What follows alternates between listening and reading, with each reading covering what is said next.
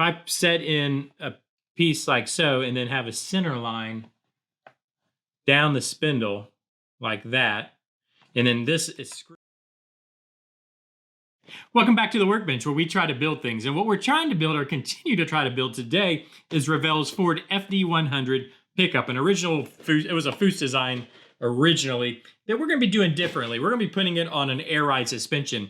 And if you like to get caught up on the build, always check down in the link or in the description down below. There's a link there for you for the playlist. You can get caught up. There's also a link down there to this kit itself if you'd like to build along, help support the channel. But what we're trying to do is put this on air ride, and we've what do we call it? We've notched the back rails here already so we could fit the custom bags that we're putting, the little airbags that we're building, so that they'll fit back here underneath our rear axle. Now I've gone ahead, and I guess we could say clecoed on the running boards and the bed of the truck, because I wanted to set I need to set the front suspension, and I wanted to be able to get the cab on where it needs to go so I can kind of see how the front wheels ride. Now, the first issue we are running into with our little Cleco job here is that our frame rails, obviously, and we knew this going in, it's hitting the bed. This all needs to be tubbed out back here. So that's not really fitting in the back, but it is setting our front side. So I think we get a pretty good idea of where these wheels sit, kind of box stock, I guess, which is low. This truck is a custom truck, the kit itself, so they sit low. In fact, you can see they sit right about, make sure it's in the right place, right about right there. Now, where I would like them to sit is right there. So it is so minimal. In fact, I can probably come in here and measure. Let me see if I can just eyeball that measurement. Probably coming down about 2 millimeters at the most, maybe 1.5, something like that. So that kind of gives us an idea of what we need to do as far as where these spindles need to go, where they need to be, which is not far. But what I need to figure out is how we're going to make this happen. So I've got two things I'm trying to figure out how to make it happen from here. I've got to get the airbag in there, first of all, just, in here. And by the way, so this kit comes, this is it. This is the front suspension the kit comes with. No shocks, no coilovers, anything like that, because there's an axle that actually runs through here, so you can have wheels that spin and turn. So there is no anything there as far as, and which includes places for shocks or anything to mount. So we'll have to build those into the obviously on the bottom they should mount basically on this kind of thick area here, but up front I'll probably end up putting a bar across where they'll mount up top, because there's nothing there, but what I think we're going to have to do, what we are going to have to do is cut out this section of the frame rail, slide the bag in, and then put a frame rail back. Okay, so that's one issue. But then the second issue is, okay, I could probably just do it like it is.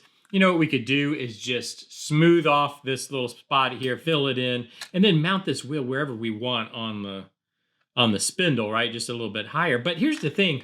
Right now, our A-arms are perpendicular to the ground, right? They're sticking straight out, which means that it's sitting at what really should be ride height, right? Obviously, we would want, you need the suspension. So we're going to have it looking like it's sitting with the bags fully compressed. So it needs to be down, which means the A-arm should be up. So I've got to get this bottom A-arm and top A-arm to angle up. And this is the real cutting stuff out and gluing stuff back in as far as frame rails. That's easy. The hard part I'm having, because I'm kind of turning to you guys a little bit with if you have any ideas for this, because I know you guys have done a lot more than I have, because this is number one for me. I've never done this, so it's kind of a learning experience for me how I'm gonna do this. I've got to get that up in the air. So the only thing I could come up with, or the best idea I have, is one, we need to get this onto our frame table that we've built out of a piece of MDF. We use this, again, if you're new to the series, we used it to build the notch in the back. I set it back here, and that's how we held our frame stiff in the back while we notched it back there. I think we're going to have to do the same thing up front, hold it nice and stiff, and then I guess I will just cut I'm going to have to just, I mean, the only option is I'm going to have to cut the A-arms out, which I might have to, I might have to cut these bottom A-arms before I put it on the frame jig here. But what I want, I do want to go ahead and put it on the frame table now, one, so you guys can kind of see how, at least the process I'm using to do that. But I also want to I want to go ahead and get, just knock my screws around, there we go. I also want to go ahead and get, by putting this on the frame table, I want to build some spindle jigs like so. Basically, it'll just be a 90-degree. I think I'm going to do it out of the heavy styrene.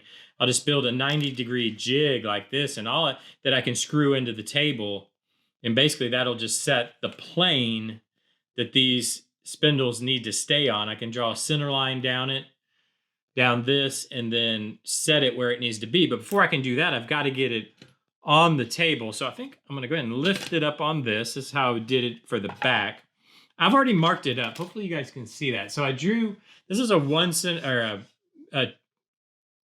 just a 1 centimeter, yeah, I guess a 1 centimeter line in, a 10 millimeter line in. I found the middle. I found where the front frame rails should sit.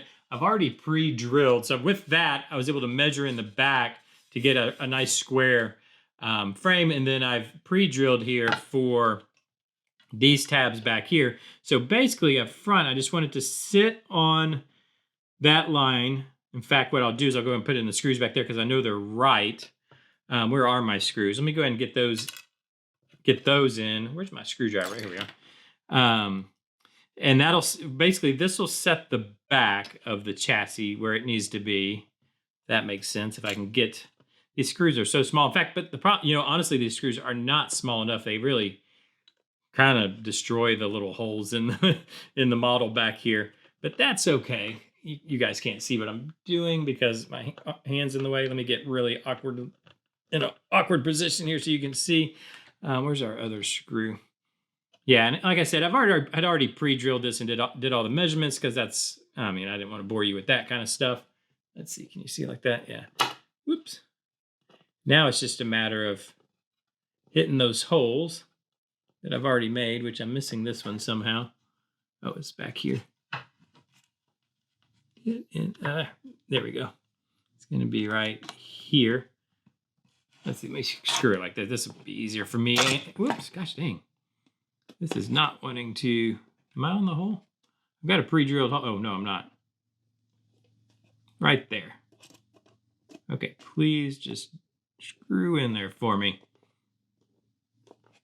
There we go.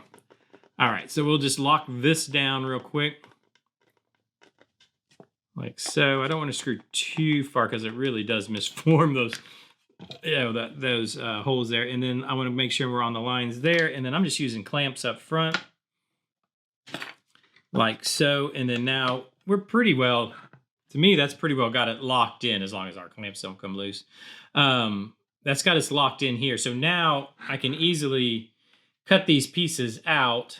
Let me think about this. I should be able to cut these. If I cut those pieces out, we still have some parts tying us together. I already glued in the bottom A-arm structure. So that we've got that cross member that's holding us together. So I should be able to just cut that stuff out and that'll be fine. But I think what we actually need to do first. So this is me thinking live on camera here what our line of attack is going to be. I think what we need to do first is build two spindle or upright jigs. I'll have to get some square pieces, but basically just do a jig like this. Can you guys see what I'm doing here? A jig like this on either side. We can screw this in. This will obviously they'll be glued together. I'll probably put some corner braces on it to hold it nice and stiff, which then will set exactly where our spindles need to go. Let me turn it this way so you can kind of see. And then in fact, let me do this. If I draw a center line, or just a line really, down this one. Now, obviously, they're not going to be this big, by the way. I'll cut it all down and whatnot. But if I draw a line like that, let me get where you hopefully can see. If I set in a piece like so, and then have a center line down the spindle like that, and then this is screwed into the table, then that definitely sets where our, and I have one on each side. So imagine there's one on each side of this. Now we know exactly where our spindles need to go. I can pull this back off the frame table, cut out the A-arms. I guess I'm gonna have to do first because I gotta be able to get in here to cut out the bottom A-arms. I'm gonna have to just make a real fine cuts because I'm gonna have to be able to just take and turn them up a little bit. But I'm also probably gonna have to add, well, I'm definitely gonna have to add length to them, I would think, because it's gonna, you know, if your A-arms, I mean, your A-arms don't exactly travel. I mean, I should say your uprights don't exactly travel. You know, they do. So I don't, but at least, this will give us, I mean, well, when I say that, but this is where, yeah. So this is the plane I do want our spindles on. Sorry, this is me thinking out loud again. And I know y'all are yelling at your computer monitors. Hey, this is so easy. What are you doing? This is the plane I do want them on because this is what will set them right where I want them in the front fender wells, if that makes sense. The wheels, that is, where the wheels will be. And I don't want them leaning in or out, or, you know, I want them straight up and down.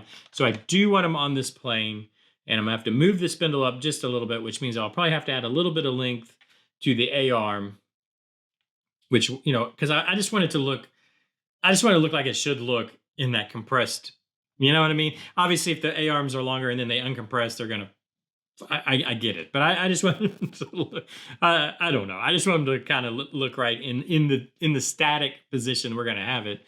So I think that's the game plan. I mean, I guess I could just, no, yeah, I think that's the game plan. So what I'll have to do in between episodes, I'm gonna go ahead and get the get these upright jigs built. In fact, I'll probably just cut this in half and use these two halves and then build the jigs, get them screwed in. I'll get the frame off the table. I'll start cutting everything apart. I'll probably try to just go ahead and start getting everything put back together. Since I've kind of explained what I'll be doing, I'll go ahead and do that. So when we come back again for another update on the FD-100, hopefully we have that front suspension pretty much put together. I hope. It's gonna be a lot of work.